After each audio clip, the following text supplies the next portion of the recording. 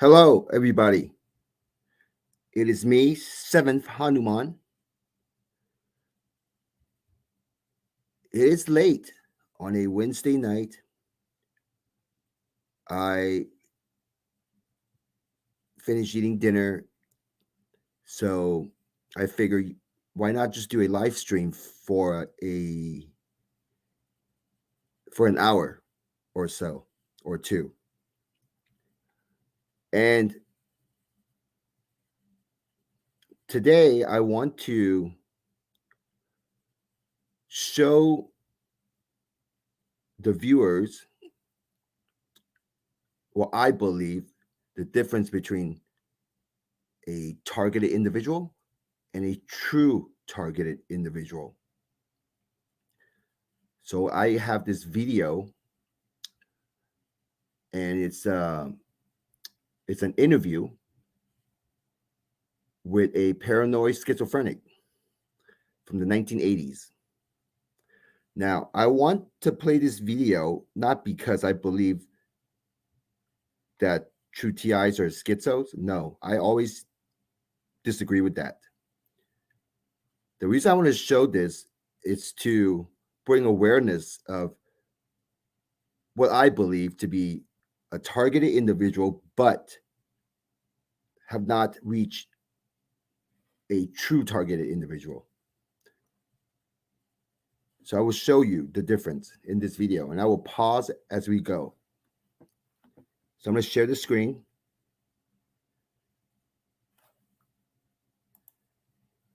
So we'll play this video now. So I will pause this as I go, okay? So just try to pay attention.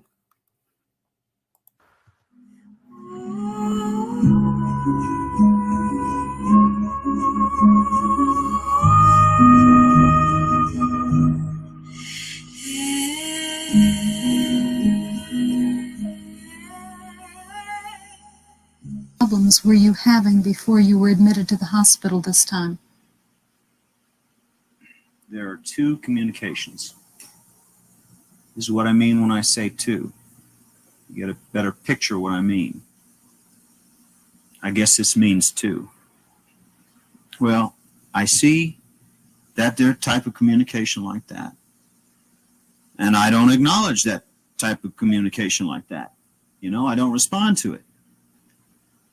And I see other people who are communicating with that type of communication, and they respond to each other. Well, there will come out words, negative or positive, in reference to how many fingers are being held up or something of that nature. And I don't respond to that because that type of communication I find non-responsive. I have a complete negative attitude toward that. Now, if people resent when they assign me like that, when it seems like when it's obvious I'm supposed to respond positively and I give a negative reaction because I don't accept that type of communication as a means of communication due to the fact that I don't understand it completely. What kinds of problems were you having then? What kinds of problems brought you to this hospital? And like I said, I cannot respond positively to two. I will not respond positively to two, and I'm not going to, under no circumstances. Why not? Because I associate the number two with homosexual and lesbian activities, and if that's what it is and that's what I think it is, then I'm not going to have nothing to do with it. How do you know that two fingers means homosexuals or lesbianism? Because from my analysis of watching these people communicate. Which people? People, all kinds of people. People around here, people in this community. They acknowledge the number two to be homosexual and lesbians. When I can analyze their practices over a period of time, that's the conclusion that I reach. This is the most conclusive conclusion I can reach. So you think the homosexuals and lesbians walk around the streets going like this? Yes. Yes, with the right hand. That signifies homosexual and lesbian activities. Lesbian is the same as a homosexual, because she wouldn't be a lesbian if some homosexual hadn't misused her. What do you think they're communicating when they do this? What do you think it means? That they will participate if the time and the place are right in these types of activities. If they're alone together, something of that nature, they would probably make a date if they found each other attractive. You feel that people have come up to you and done this, the two fingers? Well, they do this all around me. Well, the first thing I notice as a rule when they approach me, see, I'll watch their hands, and usually that'll tip the indication off. How long do they do it? Well, they move their fingers like that, and sometimes they do it without knowing it. Okay, I have to stop here. Now, this person here, I believe this person, okay, he's a TI, a targeted individual. But I also believe he haven't had the experience, the encounter, the situation that led him to figure out that something else is going on. Meaning become a true TI, realize there's something else that's there, that's happening. What's going on here with this person at the time? He is listening to lower voice to skull. And over who knows how long, how many years or how many months he's been listening to the lower voice to skull, associating the two fingers as homosexual. Now, the lower voice to skull cannot do this unless something happened along the line, some event happened in this person's life that allowed the lower voice to skull to come in and solidify that idea into his mind. And once that idea is solidified into a person's mind, it will require, based on my experience, it will require intervention. Friends, family needs to step in and tell this person that it's not happening. And the person will have to be willing to do the investigation or be as fair and open as possible in listening to reasoning. And if the person is incapable of reasoning, then that means the person is lacking a certain skill set, a certain type of education, a knowledge.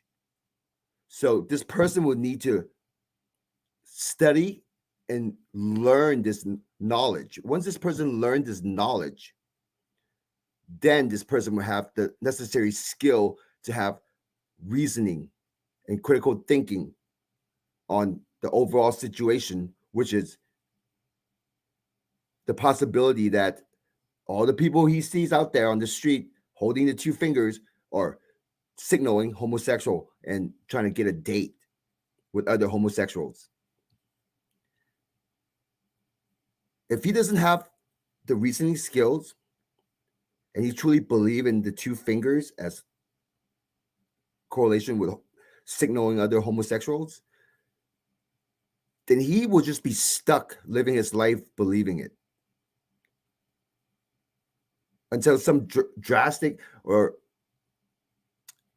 I call it divine intervention, that will wake him up one day and make him realize that was just so silly to believe people holding two fingers indicate homosexuals. That's just so far-fetched. But this person is going through gang stalking, but he just does not know that he's going through gang stalking because his gang stalkers have not yet revealed itself to him to make him believe that he's being followed and make him believe that something is always watching him. So he's still a TI, but he's not a true TI like the true TI in the TI community. And the true TI in the TI community, we're majority of them are confused at what's going on. But they know something is happening. And they want to pinpoint exactly what is behind it. What is the cause of all this? But yet the true TIs are still more sane than a person like this person in this video. With that being said, it doesn't mean that the true TI won't eventually fall into this category of like this person. Over time, if this TI is constantly being put in a negative state of mind, it could have it can put the true TI into the danger zone. A cycle of no return, kind of just in a loop with no answers as to what's going on. So this person, it's not a true TI yet.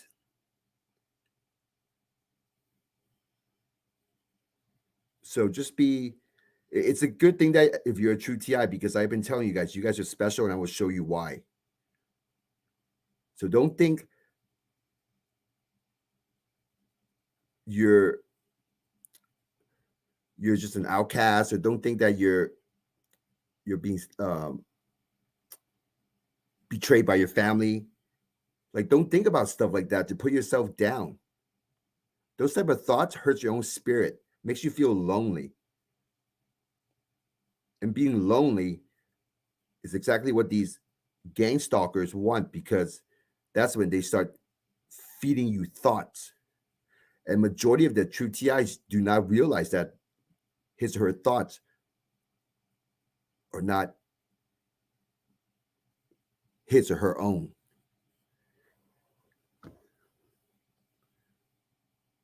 So continue. Well, no sooner do I see them coming like that, and I am gone. I am going somewhere else. I do not want to be involved with that type of person, because homosexual is homicidal. Oh, it is? Why, definitely it is. Why do you say that? Because it's a deviated mind. A homosexual is the nearest thing to homicidal that you will find, as far as I'm concerned. How long have these sorts of things been bothering you intensely? It's hard for me to find somebody to... How long, though? About 2 weeks? Oh, no, this has been going on for the last 20 months, to see, but the reason I was going with this girl. She had only one arm, her left arm. So I couldn't tell her communication like that at first. But now that I have analyzed her activities and such, I find that she has been involved. See, I've watched people respond to her communications like that, and because she... Okay, sorry, I have to stop. I know he's getting into the details, but this is very important. I made a mention that try to slow your thoughts, because here's just being fair, okay? You're at a party, okay? Let's just take this guy, for example. He's with the girl with the one arm, and he says he's analyzing her. Now, you got to be careful when you're analyzing things, because you have to understand, okay, you're analyzing things, but how far are you, what boundaries are you setting when you analyze people? And can you tell those ideas that comes in, are they facts or just ideas or just thoughts or just assumptions? Because in relationships, okay, I learned that many times I would think about one thing about, oh, why is she not liking this activity, or thinking, like, try to think what my partner, if my partner is happy or not doing this activity, or learning to do something, like, and I would believe that they don't like it. There are times where I would believe they don't like it, but then when I asked them, that's not even what they were thinking. They were completely thinking about something different that made them look like they weren't interested, but it wasn't what I was analyzing. Their their their I guess nonverbal communication. So I was over analyzing it. So the lower voice to skull love to mess with the true TI. If you think a lot, if you analyze a lot, and when you analyze, you have to be careful. Try not to be too wild with your thoughts. Try to be more realistic with your thoughts. This is not like one of those action movies in Hollywood. Real life is not like that. So you have to understand when you analyze what's your surroundings and what's happening as a true TI, try to be more realistic. Try to be more back to earth and not something so dramatic and so crazy you only see in a fantasy movie.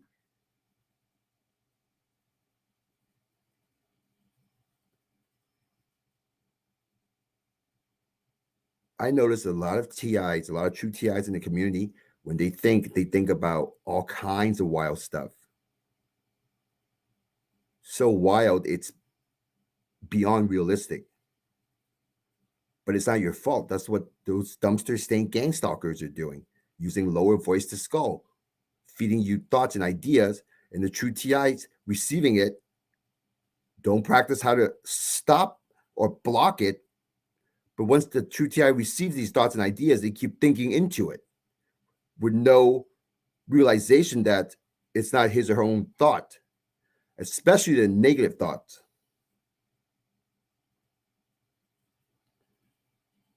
So be careful when you're analyzing things and try not to overanalyze. He has trouble communicating with her right arm. You see, I really I didn't know. thought she only had one arm. Oh, she has one arm, the other is crippled. See, what the deal is she has been active in this. And now she can get on my frequency when she wants to. You see, all you see is Continentals and Gremlins, because her mother and father drives Continentals. She drives a Gremlin, and I started having psychotic problems like that. And you feel like you're stuck in the middle. I see it all around me. That's my problem. See, I see it. I don't know which way to turn. You know what I mean? I see it here. When he said he sees it all around him, what that means, okay, I've been teaching you guys this, is the lower voice to skull directing his focus into that category. So the lower voice to skull will feed the guy the thought, the idea associated with the two fingers. And when you look at anyone's hand out in public, you can kind of see two fingers, okay? People's gonna naturally, one way or another, is gonna have two fingers, okay? Whatever they're doing. I would say that's pretty easy to see. So it's sad and unfortunate that this guy bought into that idea, and now the lower voice to skull is messing with him. So whenever he's outside, he had no idea that something else is taking his focus and putting his focus into looking at people's hands and seeing the two fingers out of people's hand, and then start thinking about, oh, those people or try to send homosexual signals. Because when he goes out, he doesn't have to look at people's hand.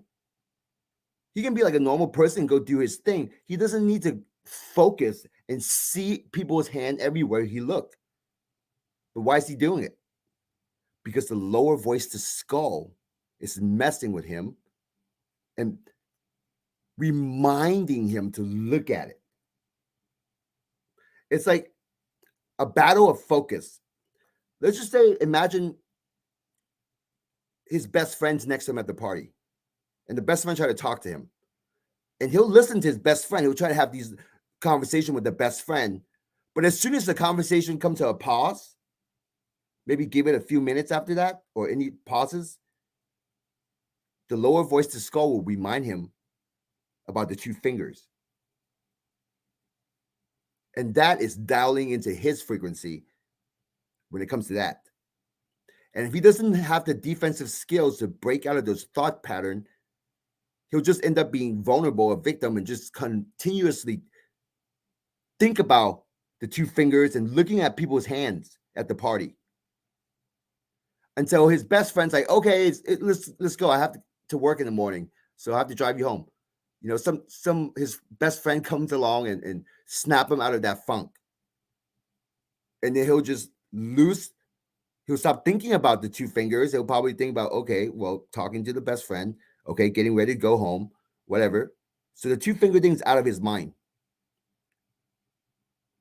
And if they leave, that's fine. That's good. But if they stay a little bit longer, maybe a few minutes after the conversation, he'll start focusing on two fingers again. But who's making this person put his own focus into the two fingers? That comes from the lower voice to skull, from the entities that follows him every day.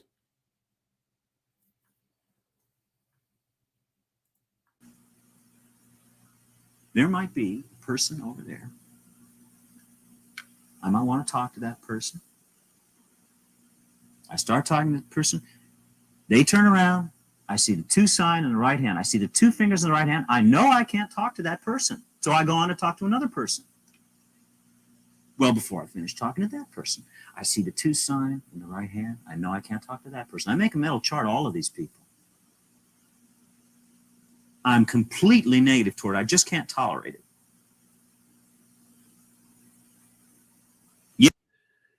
And, he's just his own worst enemy, because when he said he can't tolerate it, that is BS. He totally can. He can change his mindset. He can change it. But right now in this interview, he is under a form of, he's definitely in a state of trance. I'll tell you that. He's in a state of trance. And part of it, there's this ego in him that is preventing him from putting his guard down and have some trust in other people, and also be okay with talking to people with two fingers out, even though if they were homosexual, or try to send signals of that. He can still try to talk to these people and try to understand, okay, they might be homosexual, but they're still at least nice, friendly people. So it must be something to do with his background, where he just kind of he's has a thing against homosexual, and the ego in it, the pride is keeping him from having any cushion or leeway to actually try talking to those people, even though those people are not even doing anything with two fingers. It's all within his own mind. He bought into the idea in the lower voice to skull. It's watering that seed. You see that seed, that idea, and the lower voice to skull is constantly using it against him. And over time, it's like a form of mind control. It's a form of it, by having the ability to control that part of his mind, knowing it's one of his fear. Obviously, it's a form of fear. The lower voice of skull can actually manipulate his daily decisions. There's a coworker's wedding, or a coworker's birthday party. He's gonna go, get all excited to go, and the lower voice of skull can work its way in and cause anxiety and stress, and remind him to think about, oh, you're gonna see a lot of two fingers over there. You're gonna not gonna be comfortable. It's gonna start making him feel like, oh, I don't even want to go to this party no more. So yeah, so I would say that's manipulating his life. It can make him not want to go to the store, not want to go outside, not want to go to work. All for what? Over a false idea, a false belief that were caused by the dumpster stained gang stalkers. So this type of situation happens every day. And the cause, the reason behind the curtain or the dumpster staying gang stalkers?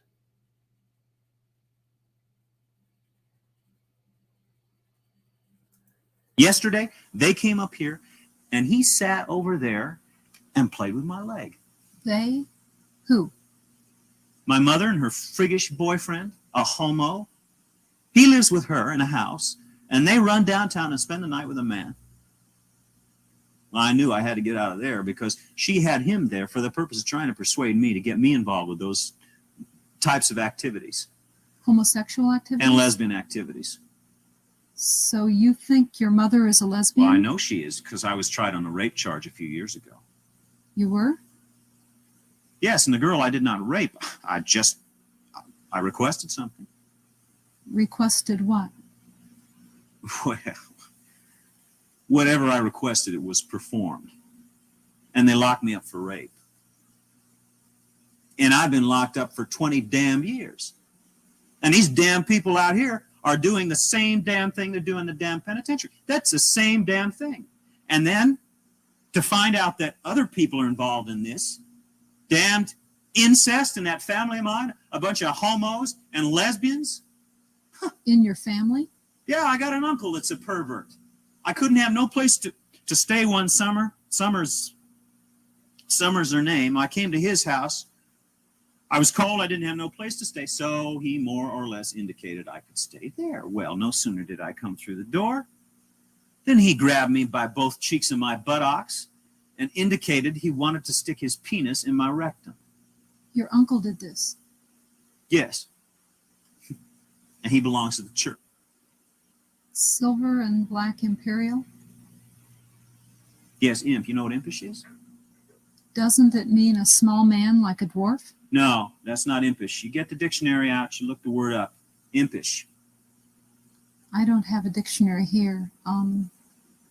What was it you were saying? Something black imperial?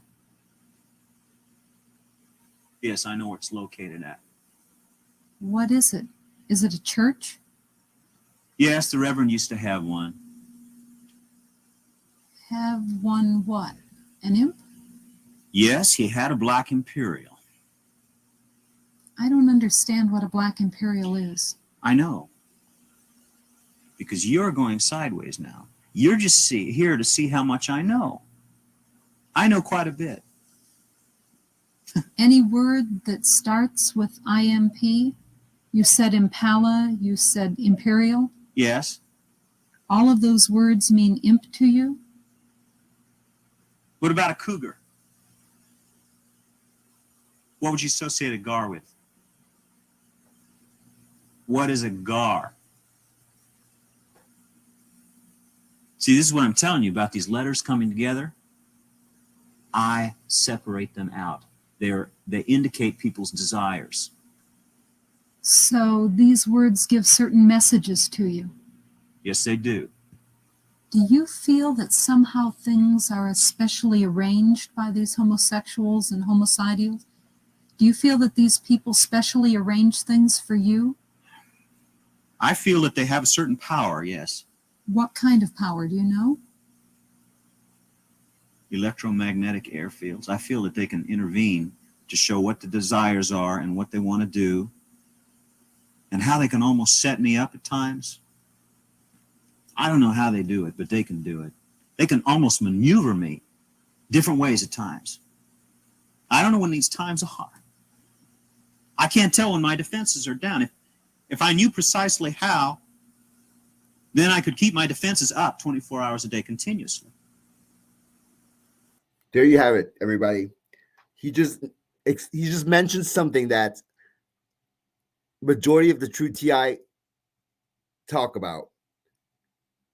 And this person, I would say this person now, I starting to feel this person is more of a true TI now. But does he know anything about gang stalking? Probably not, because this is from 1983.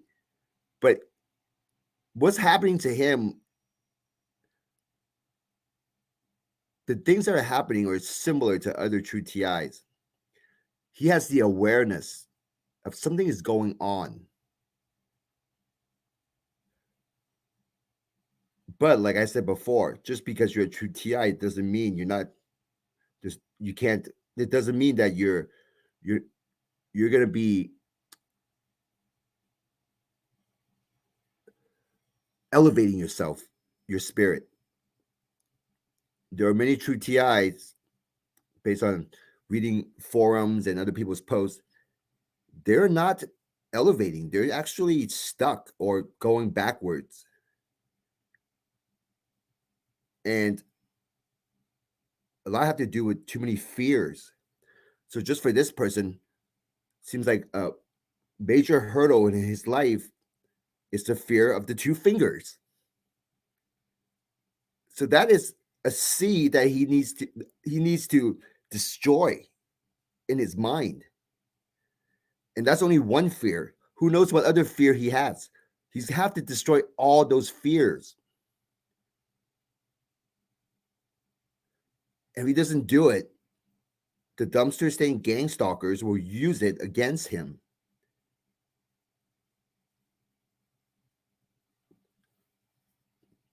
I know it sounds a lot easier than to get rid of all your fears, but only you would know, because if you pay attention to your mind and your thoughts, if you keep a little journal, you will know, okay, if you start writing in the journal what type of negative thoughts you're receiving, over a week or two, you will see a pattern. You will notice, okay, they like to send me these type of thoughts. Okay, if you have a lot of love for your partner and you get into fights with your partner a lot, then one of the method is the gang stalkers, the dumpster stain gang stalkers will use your partner to mess with your mood. Kind of like the hate each other, love each other, kind of like fight and then make up, fight and make up, type of things like that.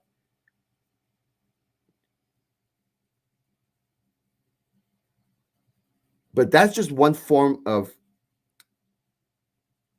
fear, okay, to eventually build up to a point where you just don't want to get into any fights with your partner, or you just give up on your partner and end up getting divorced or whatever, which happens to a lot of people out there.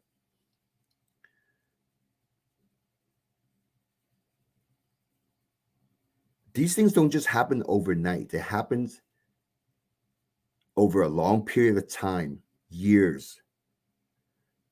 And these dumpster stain gang stalkers been with the person, the true TI, during the entire time. It knows you probably more than you know yourself.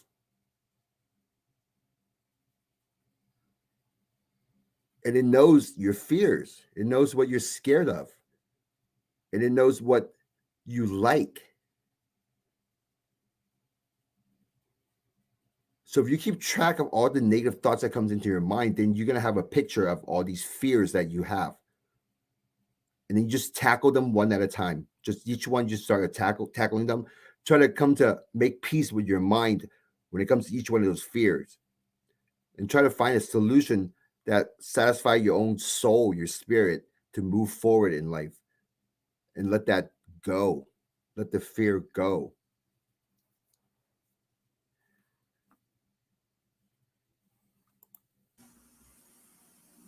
You see, now, this is why I'm losing sleep. I'm scared of going to sleep.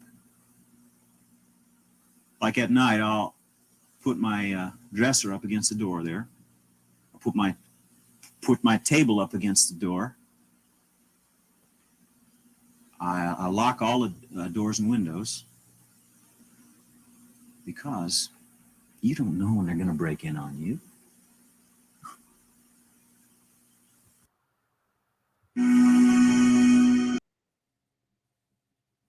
Okay, so that was a video that I find kind of interesting. I want to show you guys. I know it's late, but I feel like that's, this type of information is necessary. And I just want to put it out there. So the battle is, you have to do it on your own. It's your own journey as a true targeted individual. It's your own journey. No one can help you battle or no one can help you on your own journey. You have to do it on your own. But you can take in other people's experience and insight along the way and help the journey become more, not as difficult. For you true TIs out there, you have to come to a realization that you're receiving voice to skull. And then you're going to have to work your way to figuring out the difference between voice to skull and the lower voice to skull.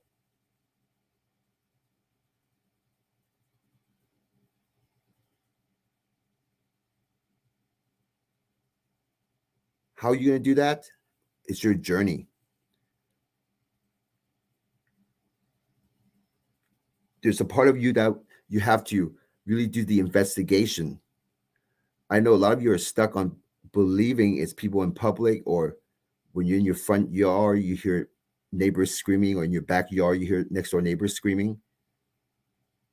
How can you tell if it really is your neighbor, or is it just the voice to skull and then the lower voice to skull working together? Right? The voice to skull, it's outside the environment. And then the lower voice to skull, put your attention and focus into that noise in the environment, and then guide you into thinking it's your neighbor that's making that noise. You see that 1-2 combination?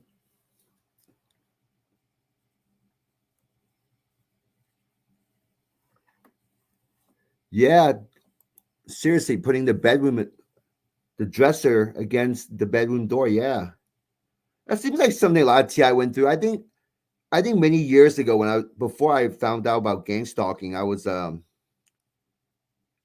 of going through something similar. I wouldn't put a dresser though. I would put like something more minor, something that caused noise or something, so it'll wake me up or something like that, but not a dresser.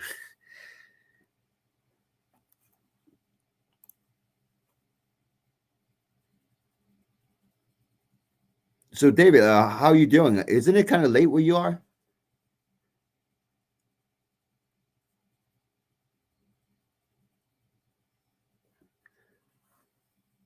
So okay, so that was the first part of this live stream. For the second part, I want to continue with Joseph Campbell, Power of Myth, part 2 of 6. And I believe it's very important information. And that's why I'm showing the 6-part series. It's part of the help expand the TI's knowledge in areas that are beyond just government and Freemasons and science. Something that's beyond science.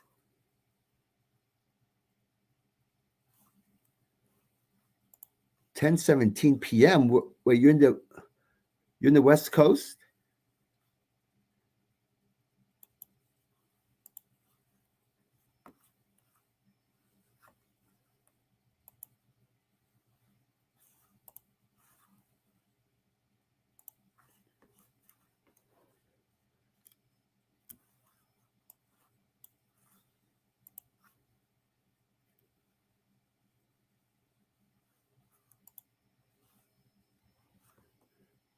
Oh, cool. Vancouver, huh? That's cool.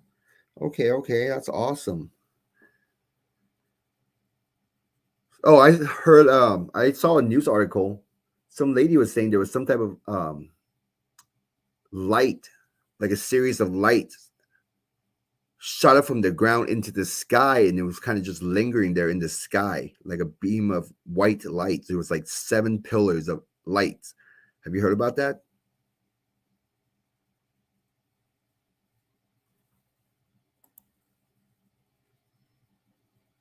I'm doing good. Thanks for asking. I mean, I guess I can't complain. Okay, there's always someone out there doing worse than me, and I hope you are doing well. So I will be playing this video now, and oh,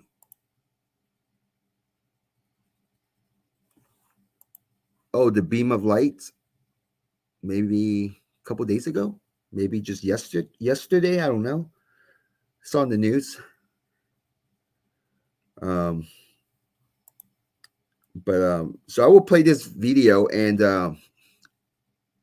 when the video's done, I will end the live stream. And thank you all for watching.